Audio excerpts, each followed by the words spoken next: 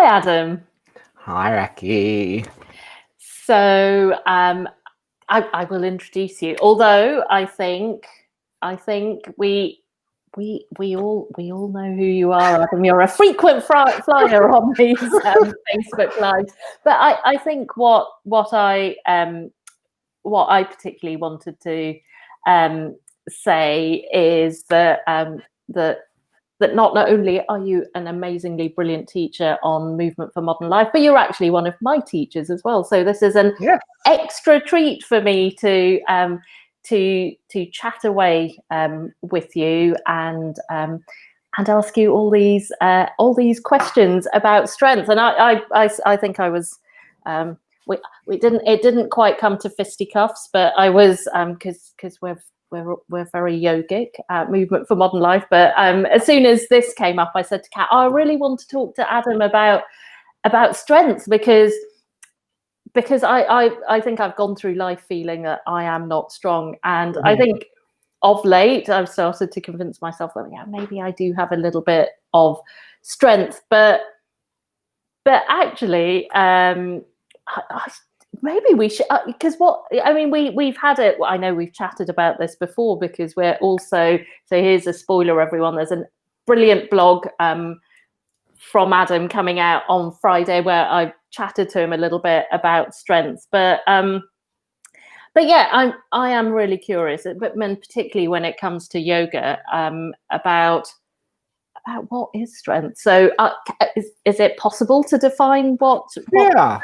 Well, I want to back up first because there's something you said touched me about feeling strong in a yoga space, because my personal experience was like a lot of catastrophes and like low level trauma from childhood athletics and attempts in physical education classes in school to be strong or to behave like the other boys or perform in that way when I was like everyone, a sensitive adolescent.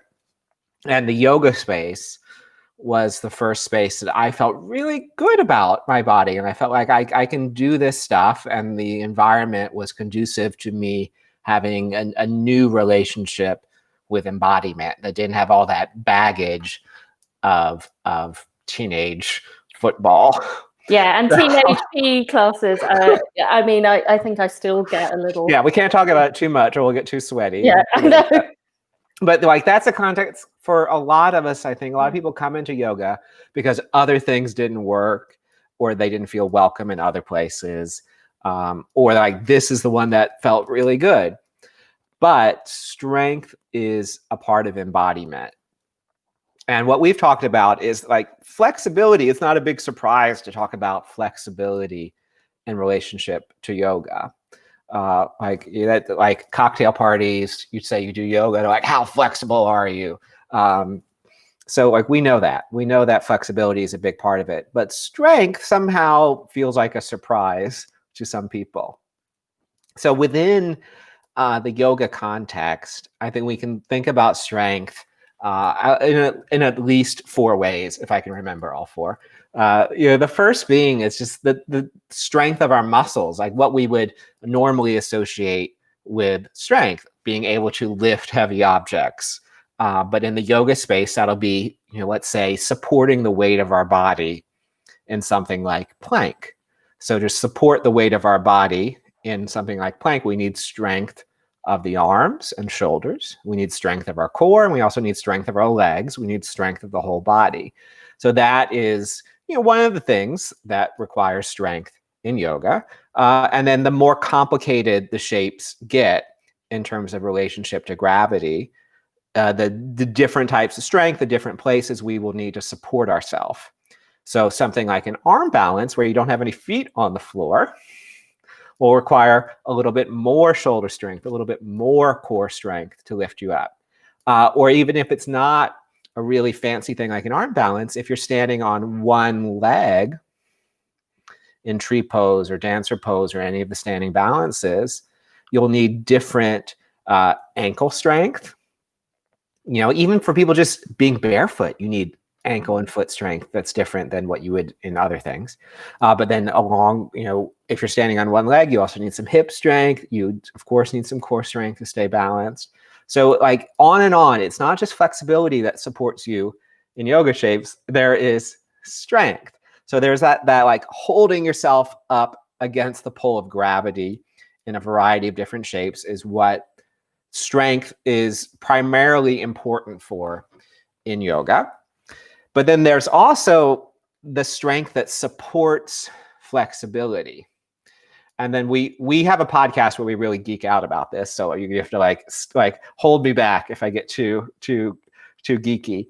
But we don't just want to be passively flexible, meaning if we like lift our leg up, we can pull it into a shape. We want that flexibility to be supported by strength. So there's a variety of ways to do that a lot of us teachers are doing anyway, but we talk about it in the podcast. But we want anything that we're doing that requires flexibility to have an aspect of strength to it. So there's that. So there's just the strength of holding yourself up. Then there's the strength that's supporting your flexibility. And both of these are crucial to do yoga, especially if you want to do it the rest of your life long term and avoid problems. So there's that. Then what I find interesting, which I'm sure we'll get into, is the strength of character, the strength of resilience. So that resilience, I think, is different than like strength of invincibility. Like we're not trying to build up a strength so nothing will stop us, nothing will injure us, nothing will prevent us from doing what we want to do. That's a total fantasy. Total fantasy, because we will get injured and we will age and things will change and there will be times where our body doesn't work and and on and on and on, or there'll be poses that we struggle with. So we want a strength of resilience, meaning when we, let's say, fail is a loaded word, but we fail at something, that we can get back up and do it again. Or if we fall over, or if we feel like our ego is really being challenged by it, we have the capacity to keep going. And I think like yoga taught well, done well with the right good humor attitude, some of the challenging strength work we do in complicated poses can help us develop that strength of resilience.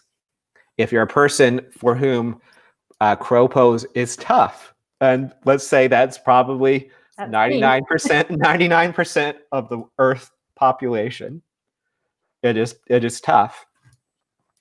If you can keep doing it and work with your body and its limitations and adapt it as necessary and on and on and on, I think that really helps you develop that strength of resilience. You're working with your body, its limitations, its injuries, its problems, its aging, and you keep going and you make things work without force, without aggression, with a lot of compassion and kindness.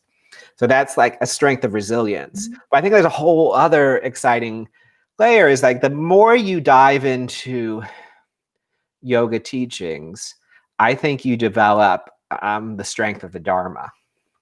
So when you have learned from the Dharma, from the traditions of yoga, be it Buddhism, which inspires me, or Hinduism, or whatever it might be, you know that nothing is so bad that you can't handle it, that you can't use it as part of your path of awakening. And actually, it's the tough times that help you grow.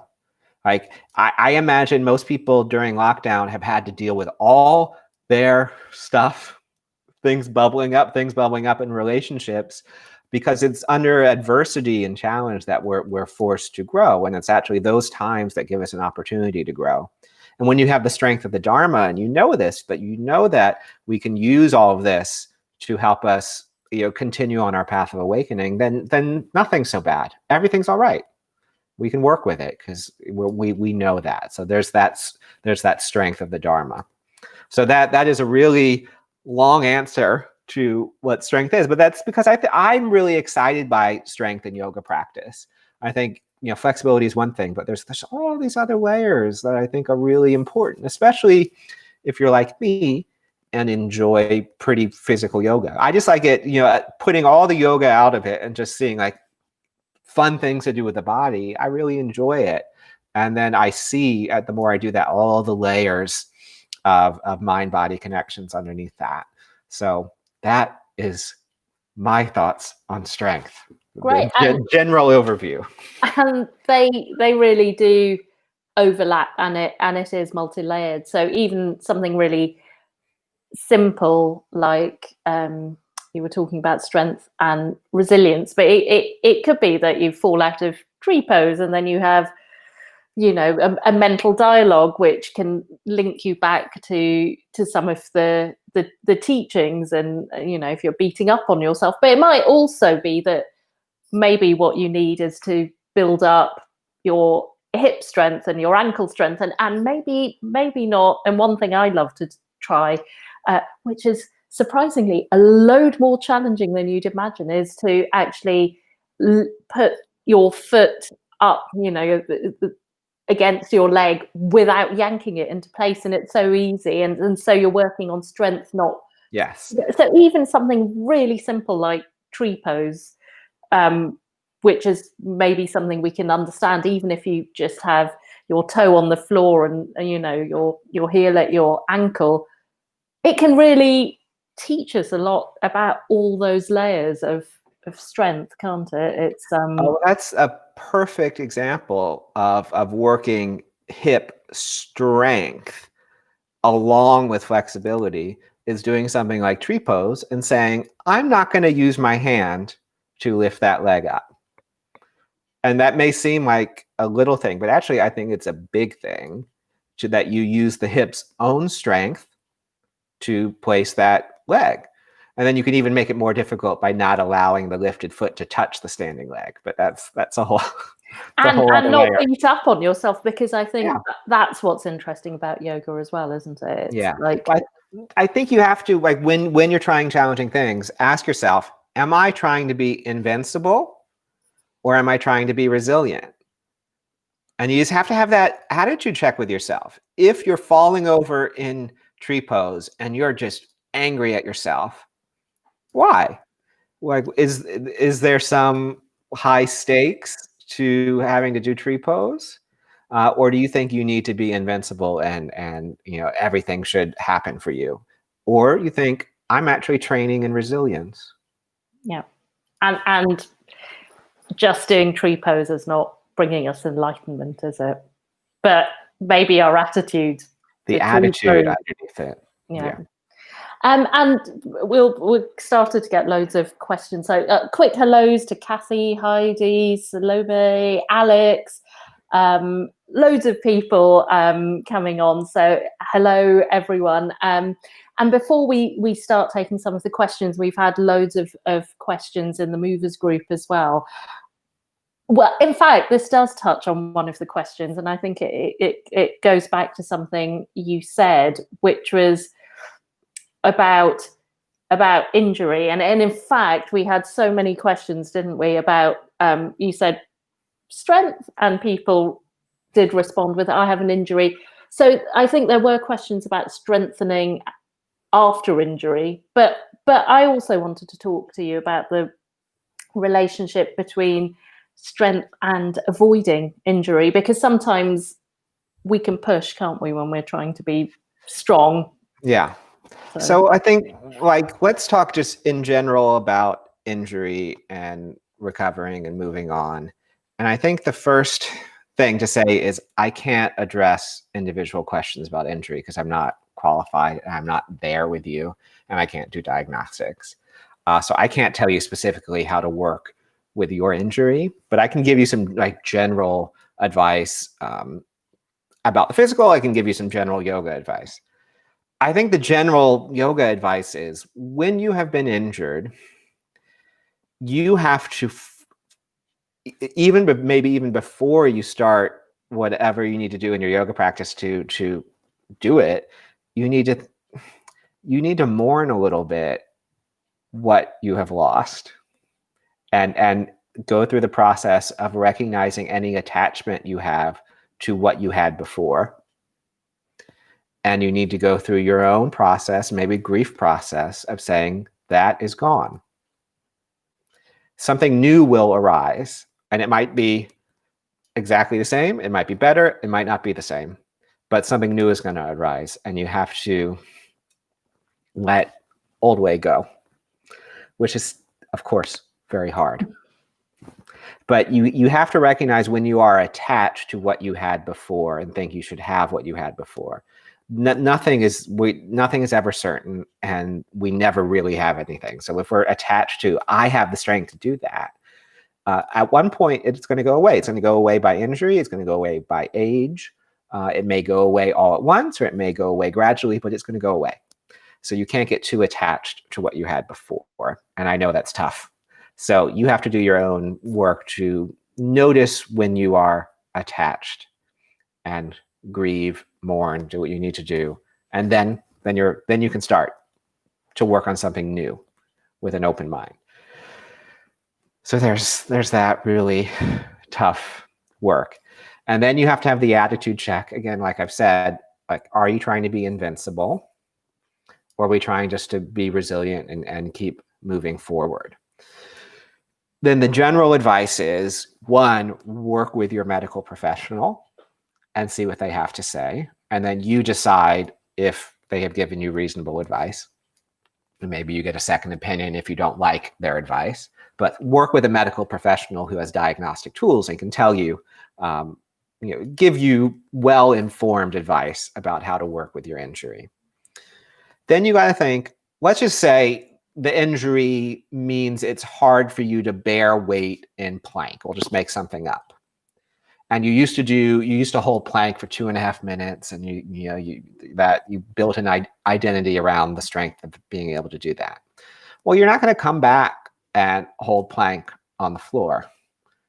You might do it with your knees down. You might do it against a wall. You might do it with your hands on a chair. You might change the orientations to gravity, change how much weight you're bearing, and change the duration. And you just take it way back, and you start building the action incrementally. So I think we had lots of questions about shoulders. And I think I have this theory now in yoga that we do a lot of really hard stuff for shoulders, but not a lot of like moderately hard. We don't encourage a lot of like knees down chaturanga or knees down plank, or just simple weight bearing from all fours, or small actions of the shoulder, or holding bricks and lifting things. We don't do things that are just like a little bit hard, working the small muscles. We just go in for the big bang, like chaturanga, arm balance, handstand, down dog, shoulder stuff. So if it's the shoulder that isn't wanting to weight bear, you just got to scale it back. And then it'll either build up again or it won't. And you have to be okay with it not, and then be pleasantly surprised if it does. And can I ask you a question there? What you said about the shoulders sort of brought this to mind, which may link with something else around strength, but it's also thinking about complementing what we're doing in yoga, because I find that, for example, if I ever go swimming, suddenly my shoulders are like, hello, we have these other muscles that you never even bothered to really find out about. So is that also a way of either recovering from injury, but also building strength? So I guess my question is yoga great for building all sorts of strength, or do we need to look beyond yoga to make sure that we have a full range of strength building in our bodies to keep us healthy? So let's address just like in general first, and then we'll come back to arms and shoulders. And if I'm sure I will lose my train of thought at some point, so make me come back to arms and shoulders. You have to ask yourself, if yoga is your primary form of movement and physicality, do you need it to satisfy everything for you? And that can be a yes or no answer. You might be a person who goes to the gym, or you do Pilates, or you do a bunch of other stuff, and yoga is one of the many movement things you do, and that's great. I think the body, if we're just talking about physicality, the body needs a lot of variety, and the body also needs to take weight. Joints need weight, and we call it load and resistance, and that's what helps keep joints happy and healthy, is bearing weight. This doesn't mean you need to be an Olympic lifter. This just means you can't only do body weight stuff all the time, or move without weights. And that's the big limitation with yoga. So if you want yoga to be your primary form of movement, realize that yoga is only working with the weight of the body. And the novelty of that and the effectiveness of that is going to run out, especially if you do it a lot. The body is just going to get used to it, and then it's going to be craving more weight and load and resistance. And then you can go to the gym and complement what you do in yoga with gym work or Pilates work, or you just get some small weights at home or resistance bands at home. And it's great. You can do it complementary work, and then your yoga can just be your yoga. Or you say, I need to add some resistance to my yoga work. I need to make it difficult in a new way for the health of my joints.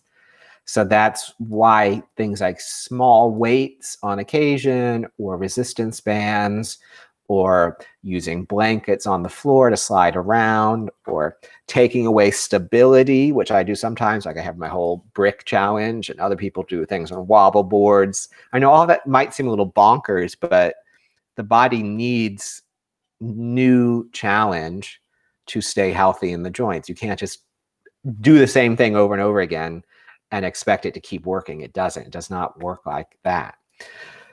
So yoga is limited just as a physical discipline if you're only doing yoga. Now, the shoulder thing, I think I still have my train of thought, so we're good. Yep. So in yoga, we're limited by what we generally do with the shoulders. So the big actions in yoga, all the time, we do arms overhead. All the time, we do sort of plank and chaturanga. Sometimes we do arms out to the side. Most of the time, it is not bearing weight. Okay? We do very little arms behind in extension, and never bearing weight, or very rarely bearing weight. So what the shoulders do in yoga is very limited, and we don't do much pull. We do a lot of push, but we don't do pull. So if you're going to go to the gym and do pull downs and do weights and do your deltoid lifts and things behind, no problem. Your body will develop strength in all different ways. And it's not like you got to be a big lifter. It's just you do a little bit of resistance work. But if you're not going to do anything else, you got to make sure in your yoga practice that the shoulders aren't just doing the same thing over and over again, which is arms overhead, down dog, or plank chaturanga, warrior two arms, maybe side plank arms, very rarely behind. You got to shake it up. So that's why sometimes I will do the lat pull downs in lunges, up and down like that, which I think might be in one of my classes I've filmed. Yeah, I think it's one of the first ones.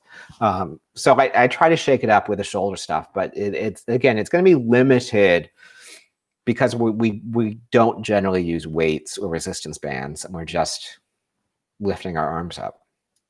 And you do a lot of locust arms in other things, don't you? So if you wonder why, if you do my classes, you're doing a lot of locust and a lot of locust arms, that's because we don't do enough generally in yoga to put the arms backwards. So that's why I try to add it. I think it's important just to make sure we're taking the shoulders through their full range. And so 2 questions that I think link to this discussion. So one was from Joe, who was asking about your opinion on using weights, to particularly to strength train for arm and shoulder strength for inversions and balances. And then Kathy's said that she can't do L shape at the wall, and she thinks some of it's fear, but is it also a strength issue? How can she build strength to be able to do that? So yeah, sorry, that was too. Okay, so let's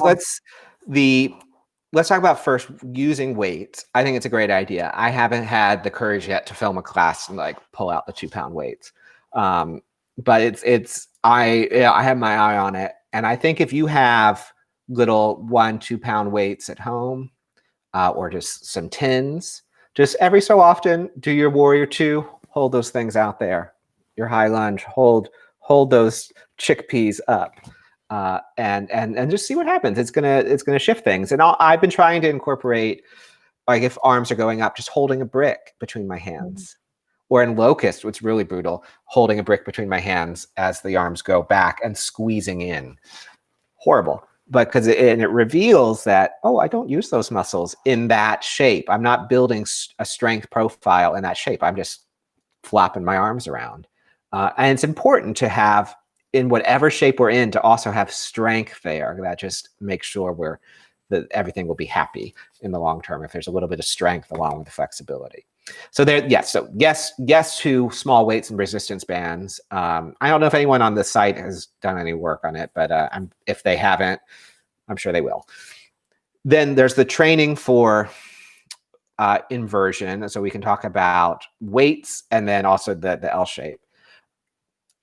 I think like little 2-pound weights will be really great for warrior 2s, but they're not going to be great for holding the weight of your body to get ready for things like handstand.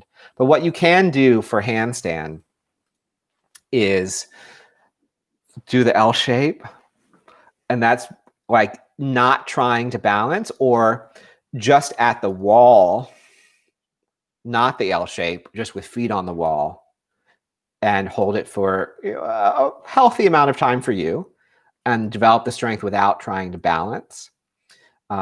So that's sort of the stuff you can do. But you can also think like, well, in handstand, shoulder strength is arms overhead. In down dog, I'm doing arms overhead. But am I just hanging out there, or am I developing a strength profile? So if I'm just sort of hanging out in my down dog with arms overhead and developing the flexibility but no strength, it's not going to help handstand. But if I'm in down dog and I'm actively, like everyone knows or tries to know and work with like external rotation of the arm, or where the inner elbow is going on, or where the bicep or the triceps is rolling. But I think just like make it less complicated. Can you just push down through your arms, push into the floor with strength, and make sure the arms are working in down dog? That's why like the class that was the challenge today, where we're working with the wall serves many purposes in that. But one of them is like if you're doing down dog with the hands on the wall, so that version of down dog, and pushing and making sure the arms are strong in that shape, it's incrementally getting you ready for things like the L shape or handstand. So anytime arms are overhead, can you make sure they're strong? And then if you want to do weights, go get whatever weight you want to work with and just start doing shoulder presses. And that's it. Or you can do shoulder presses while in handstand with a foot on the wall. All right. So then there's the L shape. What was the question, the challenge with L shape? So I think it was Kathy, and she says, I struggle, in brackets, can't get into upside down L shape at the wall. Some of this is likely to be fear, but can you offer any strength tips, or do I just keep practicing? One, keep practicing and don't beat yourself up, and don't feel like you have to hold it a long time, and don't feel like a short hold is a failure. So if you just do 3 or 4 short holds and build on one level your strength, but also your comfort and familiarity and lack of fear of being upside down, then that's a success. And you just gotta, like the way you train handstand, unfortunately, is to do handstand in a variety of different ways. So like in that wall class, I do a lot of things that actually lead up to handstand. We do down dog, pushing hands into the wall. We do down dog, heels into the wall. We do warrior threes in different orientations to gravity, which is building up the L shape that you're going to get at the wall. So you like do all that stuff, build the strength everywhere else except for holding weight in your arms. And this is the thing that most people might not realize is that when you're doing the L shape, it is tougher than handstand, number one, because the legs are like that. Can you make sense? The gravity is pulling down on the legs, but if legs are just up, it's easier because everything's stacked. In the L shape, if you bring one leg up, which I know is scary to have only one leg on the wall and one leg up, it is actually less of a gravity is exerting less of a pull on your whole body. So it's easier, but it's scarier. So if you want to do L shape, try it with one leg in the air and one leg on the wall. But remember, L shape is hard. And actually, on the back of that, I was just going to ask you about fear, because we also had a question from Joe about feeling fear. And in fact, I know I've done things like gone into a forearm balance and then suddenly realized I'm in it. And then got scared. I mean, I can do, and then I've just said, "Oh, I'm not strong enough to do that," which is a good excuse. But I know I've been in it for a while sometimes, and then suddenly got terrified. So it's interesting that because Kathy thought that there was fear around L shape, but actually there is the wall there, isn't there? Whereas I think Joe's just saying, "How do you do anything upside down and inverted?" So I encourage people to do their own inquiry and investigation into their own fear and ask themselves, is this a rational fear or is this an emotional fear? Is it an irrational fear, meaning I have a history of wrist problems, or I have a history of shoulder problems, I have a history of neck problems, and I have a fear that if I do this, I could legitimately re-injure myself, or I've been told that I shouldn't do these things. So this is all based on evidence. I know that I have a problem here, and there is fear associated with it, but it's based on things that have actually happened and could happen. And I think there's a high risk that they could happen. And then you work with that very, very sensitively, and maybe you decide, you know what, that's not worth it. There's a million other things I can do. So there's that fear, but most likely it's an emotional fear that's not based on any evidence. And then you can investigate that and wonder, do I really care enough to push through this fear of handstand? And you might say no, and that's fine. Or you might say, you know what, there's no reason for me to be afraid here. And maybe this links to something, maybe it doesn't, but I think it's worth pushing against my comfort zone to work on this. Then I think to work with that, actually the strength building advice is the same as the working with fear advice. Because I think the physical resilience and the physical competence and capacity will go side by side with the emotional resilience and capacity, which is you work incrementally. You don't try to do the biggest thing all at once. You have high repetition of things that you feel really in control with. And then then you just keep pushing it. Actually, the wall class today has a good progression into the L shape because we do the same shape in different orientations to gravity, and eventually we're in the L shape. So you just build it up little by little over time and don't expect immediate results. And then when you are doing that thing, like I'm going to try forearm balance today, I'm going to hop up with or without the wall. And then you get up, and then I would advise immediately coming down and then immediately trying again. Because sometimes when it's the first time, like you just said, you get up and it's like, and then suddenly it's this thing like, how did this happen? Am I doing everything right? Am I holding in my core? Am I breathing? And it falls apart. So you get up and you say, all right, I got up, let me come back down. And don't get too attached to it. because, you know, at least in my experience, like the first time I did forearm balance, it's like, oh, I got to keep doing this over and over again because I don't want to lose it. But you sort of have to have a light touch with it and say, all right, I got up, I'll come back down and I'll try it again. If I don't get back up, no big deal. And it's just this continual thing. And then the strength will go along with the comfort and the emotional capacity to be in that sort of unfamiliar thing. Because like when we're doing arm balances and inversions, we're not just doing a hard physical thing. We're doing something that, yes, is purposefully scary and disorienting. That is part of it. And there has to be a process not only of building the strength to do it, but getting oriented to being upside down, getting oriented to hold this complicated thing together. So that's my 2 cents. And it's what you were saying, all these things are overlapped. And I think as we've been talking, we can all see just how much they're all linked, the mental, the emotional, the spiritual. So we've had this brilliant comment from Viv, which is great. And she says, just love weights and resistance bands. As an older person, I find challenging myself physically and feeling strong in yoga, e.g. down dog or even holding crow, helps me feel strong mentally, sort of yippee, I can do anything, which I think is great. And in fact, I think there is you're getting a lot of love for the idea of fusing the light weights as well. So I think send us photos. Now I really want to see it. So anyone who accepts this challenge, I want to see you holding your 1 kg weights or your 10 tomatoes as we do. And then you'll inspire me. You'll inspire me to work on it. Yeah, yoga with vegetables. Yes. always good.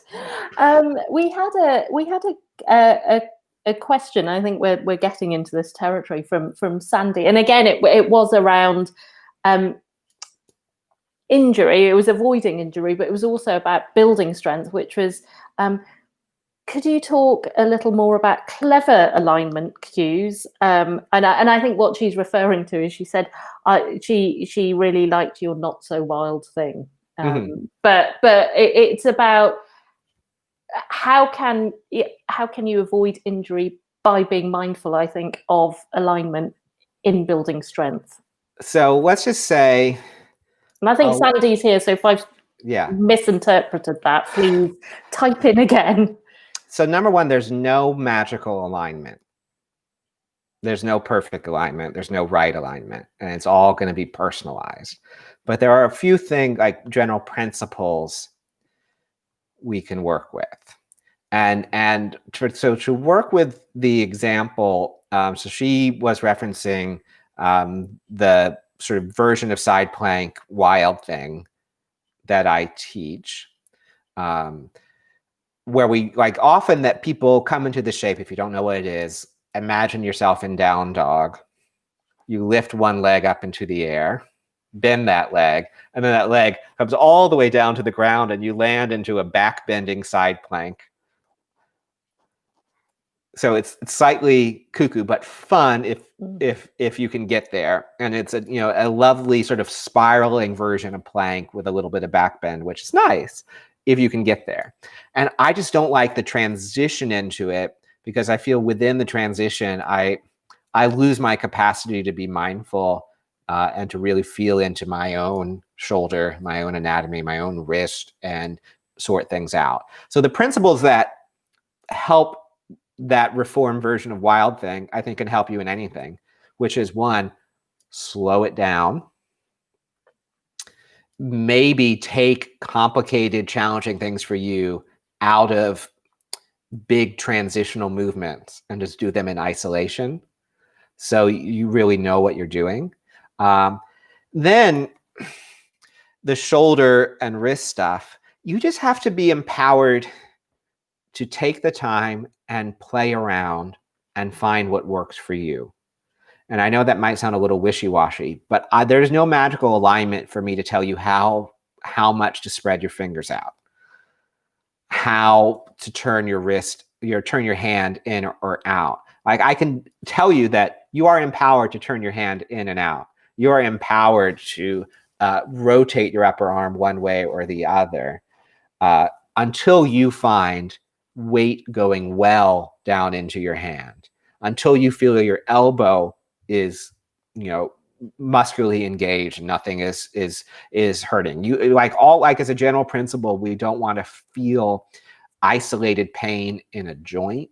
That's a principle I can stand by. Don't feel isolated pain in a joint. Isolated sensation in the belly of a muscle, maybe not a big deal, but at a joint, problematic, perhaps. And then, you can play around and you can rotate the arm, and then you can move your shoulder blade on your back until you feel really solid. And then if you slow things down, you have the time to do that. And also, if you start the process without having to bear all the weight of your body, meaning you do something like side plank with a knee down first, then you have time to really feel into where your arm is on any given day, because it might be different tomorrow than it is today. And then you take the time to place the shoulder and the arm. And then you've done it without bearing your full capacity of weight. And then maybe you take the knee up and you do things. So I think it's taking time and empowering to play around. So there's no magical alignment. There are a few, options, which we frequently teach, but just you got to be in charge. Yeah, and I think Sandy says it's more the thought process behind it. It seems obvious afterwards, but I think what you're saying is play around, break it down, go slow, break everything. Yeah, I think the speed is the thing. And when you hear really precise anatomical cues and alignment language from teachers, don't take that as gospel. I mean, all the teachers who are offering this, maybe that feels good in their body, or they've learned that, or they're playing around with that. But don't take it as gospel. Take it as an idea to try. And if it doesn't work, play around until it does work. And don't feel like you're going to break yourself if you don't do what the teacher asks. The body isn't quite like that. It can take a lot. And actually, if we never train, let's just say we've done the worst. We're in a class, we're doing the worst warrior 2, and the knee is rolling in and the knee is past the ankle. And yoga teachers are turning red and alarms are going off. You're going to injure yourself. And actually, there can be a case made that if you never go into that type of position, of course you're going to get injured, because the body doesn't know how to deal with that position. If the body has no understanding of the strength and the proprioception, awareness of the body in space, in something different than what you always do, then that's a blind spot for the body. So if you're always doing the same alignment, I think it can be problematic, actually, if you are attached to one way of aligning yourself. I'd much prefer that you take alignment as a suggestion, as an inquiry, and you play around, and sometimes you do it differently, because that's healthy for the body. Variety is healthy. Building strength in a bunch of different shapes and angles and orientations, really good. And Kathy says freedom to play with hand position has helped with her elbow pain, and she told her teacher that as well. So good. Wow. Okay. And she survived to tell the tale. So I want to pick up on two things. So you were talking about slowing down, and this is something we've talked about before, but I think we were talking about slowing down and strength, and I think that's a really, really juicy point, because I think sometimes, and particularly when maybe we're in a position or we're flowing and it's challenging, we want to speed up, or we think, if I do 100 vinyasas really fast, I'll get my cardiovascular exercise in for the day. So I know I've made 2 points there, but do you want this is golden stuff. So let's talk about each separately. So one is cardiovascular strength, and the other is what effect does moving slowly have on strength in the practice. So again, if I lose my train of thought, bring me back. So let's talk about cardiovascular strength first. Like, cardiovascular strength is a strength to be trained in the body. And I don't know enough about it to tell you all about like why we need that or its effects, but many people benefit from that and want that in their movement practice. And I am here to tell you, yoga is not the place to find a cardiovascular strengthening workout.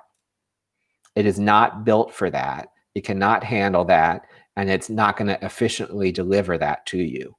No matter how fast your vinyasa class goes, you would be much better served by going for a swim or running around your block, and it'll be a little bit better on your body, perhaps, to move in a simpler way, fast, not the crazy complicated thing, fast. So that's the cardiovascular strength thing. Don't expect that from yoga. Go somewhere else. Please go somewhere else, because yoga cannot do that well. And I think it actually, when we try to incorporate that in yoga, we create other problems, which leads me, so the moving slow, of course, we know where we suspect that's going to make things more mindful and more relaxing, better on the nervous system to move slow. I think we can agree on that. And even if that's tough for us to take, because we have this tendency, we want to move fast, we sort of know that on one level, that moving slower will mean we're calming ourselves down. But maybe we resist it because we think if we're moving slow, then it's a gentle class. And I don't want a gentle class today. I want something that engages me more physically, which, like it's like a fair choice to make, and I often make that choice. The thing is, if you are moving slowly, you are using more strength, but it might not be the strength that you think. So to give the example of the beginning of a sun salutation, you're standing and then you do your forward fold. Some people I see still all the time, down they go. But if you go down slowly, every bit of the way, the back of your legs are, while they're being lengthened, are holding and supporting and carrying the weight of the body through space. So they are strengthening while they lengthen, which is a fantastic thing. And if you carry that on to moving the arms up without momentum, just with slow and control, as you lift a leg slowly and in control, let's say from down dog into split, or slowly stepping the leg through, you take out a lot of the momentum and just like flopping your body around in space, and you build strength. You build strength to be able to do all those actions, and you hopefully take away the injuries that come from quick aggressive movements. So it's often when we try to stretch really quickly with a lot of force that things go bad. But if we're constantly moving with control and strength, then most likely not going to happen in the same way. So I think it's good for the strength of the practice to move slowly. And it's also makes it more of a mental challenge, I think, to be able to tame the restlessness of your mind as well as the body to do that. And I think that is fantastic overall. Yeah, and it, yeah, you're right. It does feel challenging. I also wanted to talk to you about fun. So a couple of things. Let's not forget about that. Yeah, because, well, it's interesting because earlier on in this thread, Alex said, if I can find it, that I struggle to think of my body as a source of fun and a fun place to be and play. I'd like to work on that.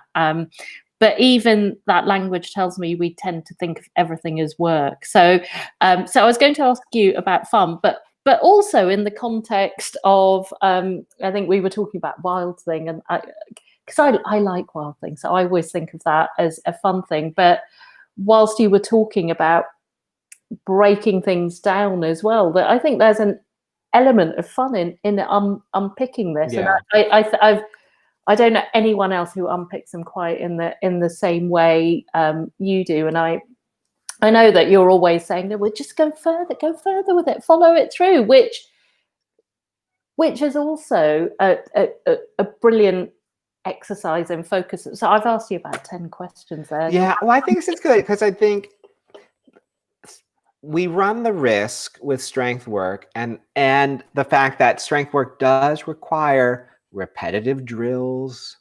It does require work. It's hard, of it suddenly becoming something else that isn't joyful, that we're and especially if doing the strength work makes us encounter our own perceived weakness, it's definitely not fun.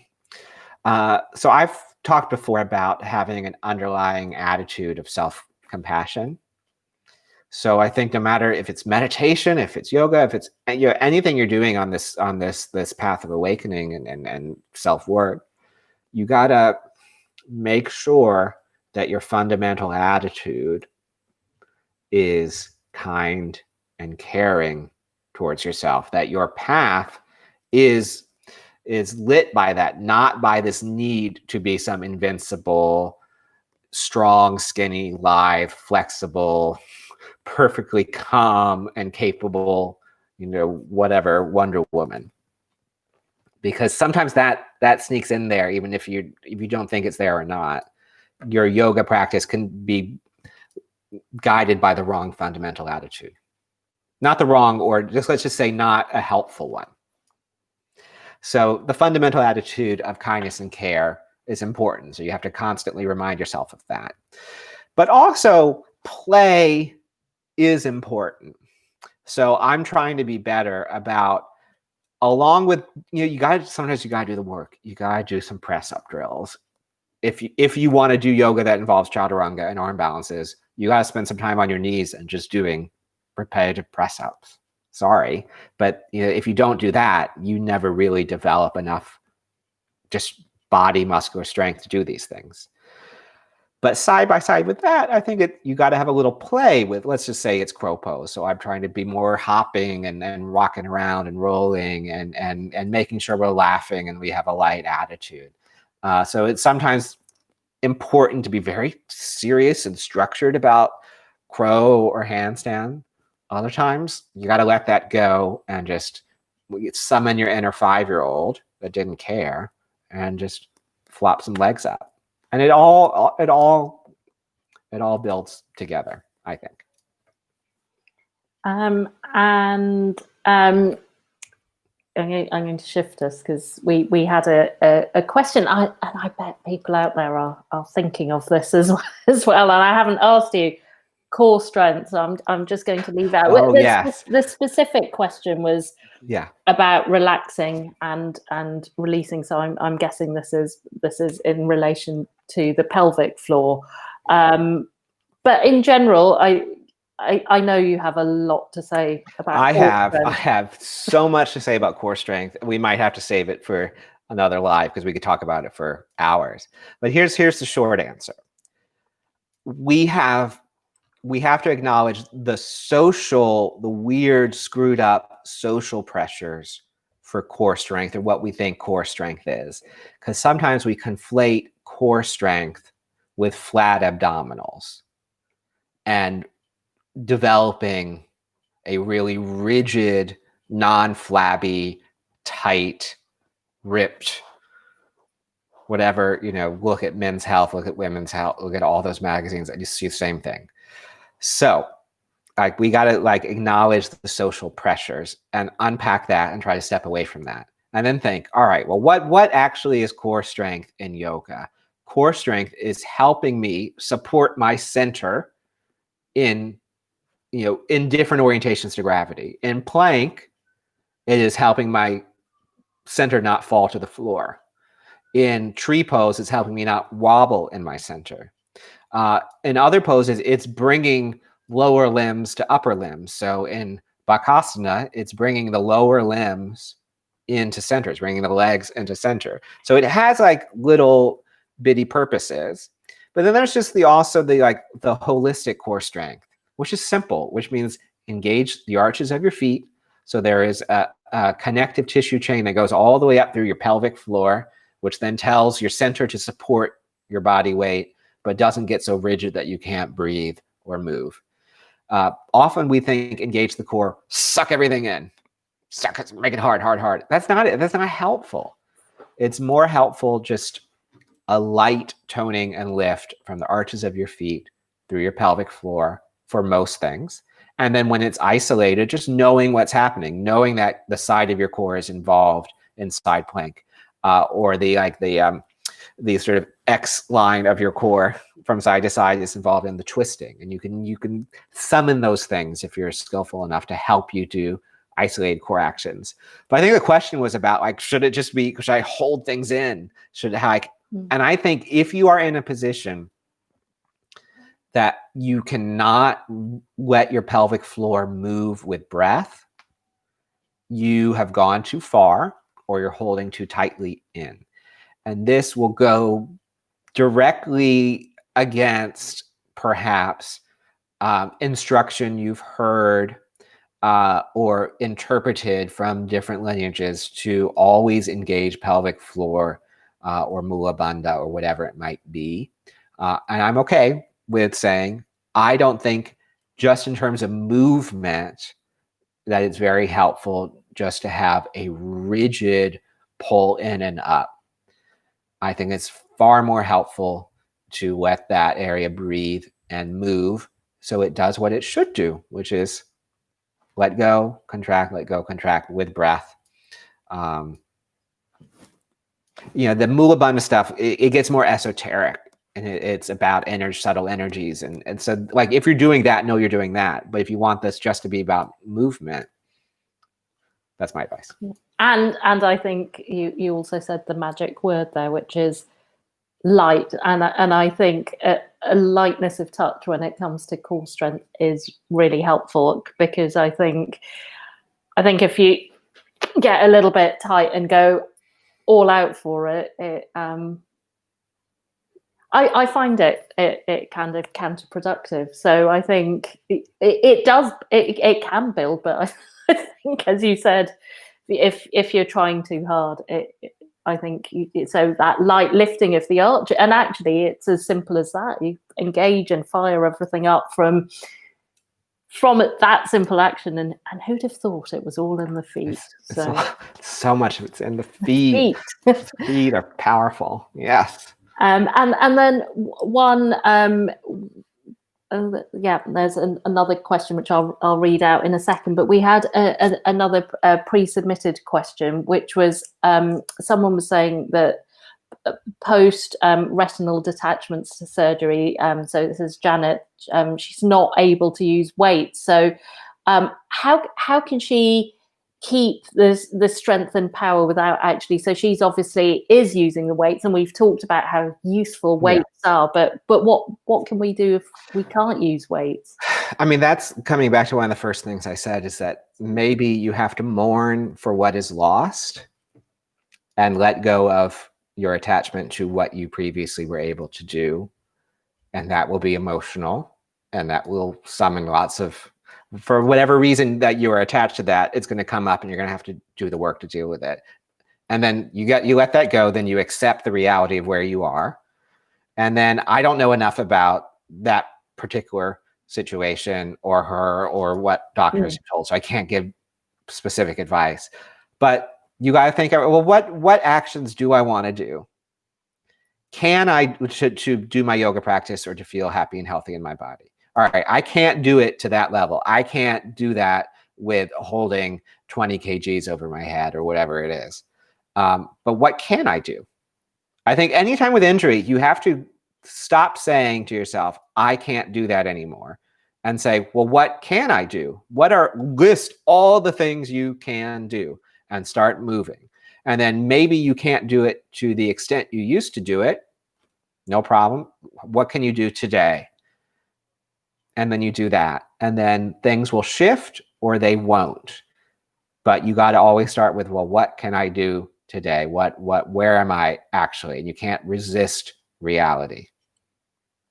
And we've got a brilliant last question from Vera, which and she says, Adam, for me as an ancient soul, it's important for me to try and maintain muscle strength, which can degenerate as we get older. So which muscles are likely to degenerate more quickly, and which movements are most helpful for maintaining muscle strength? I don't know. I don't know the specifics of this, but what I can say is, do what you enjoy doing. So you like doing all the yoga classes on the site.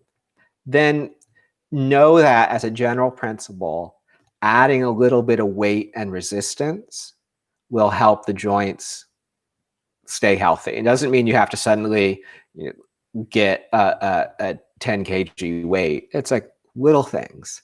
So just the advice from before, lifting. So let's just say we want to maintain healthy range in the shoulders. Like, that's an important thing. Make sure you pretty frequently are going through the full range of the shoulder. So I have classes where we do circles and things and arm circles.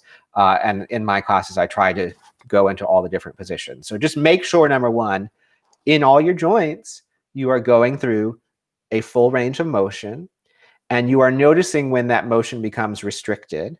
And then you decide, I just accept that is as age, or I push compassionately against it without aggression, or I add a little weight and resistance to help me work through that. And I think that, as a general principle, might help you maintain function through your joints if you make sure you're moving them. But you're not only moving them, you're moving into, you're pushing your range of motion, you're pushing against the comfort zone of your range of motion, and you're adding weight and resistance, especially as you get older. And then, there's the thing about comfort zone, is the more you stay in comfort zone and retreat into your comfort zone, the smaller the comfort zone gets. And this is, I think this is a good thing to end on, is that, like, outside of the comfort zone, we have what I understand as like the growth and challenge zone. And this can be for like physical growth and challenge, and emotional growth and challenge. But then outside of that zone, you have the danger zone, the I've gone too far, and this is creating physical problems or emotional trauma or discomfort to go this far.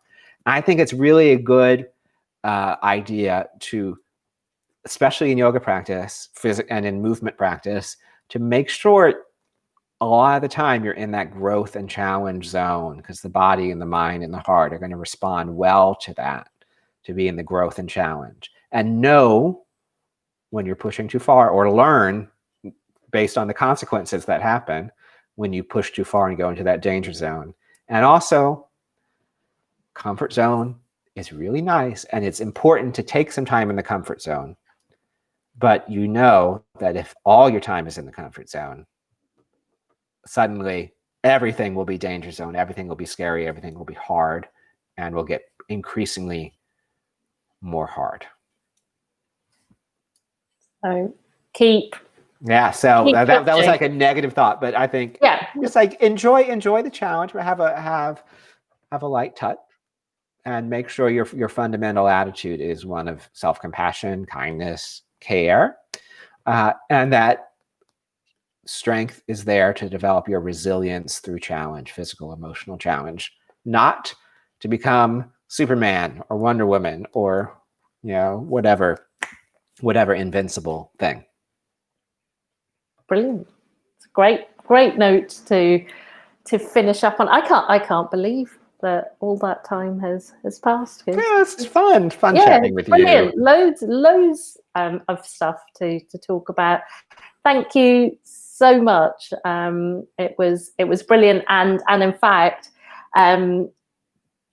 you've got there's a podcast coming out on Friday and a blog as well, which explores some more of this. And I think on the podcast you define a few more types of strength and go into things. Yeah, if you want the like teachery geek out. Yeah. So but yeah, lots of good stuff coming up, and I think there are some more classes from you coming soon as well, Adam. So yes, stay tuned. Exciting.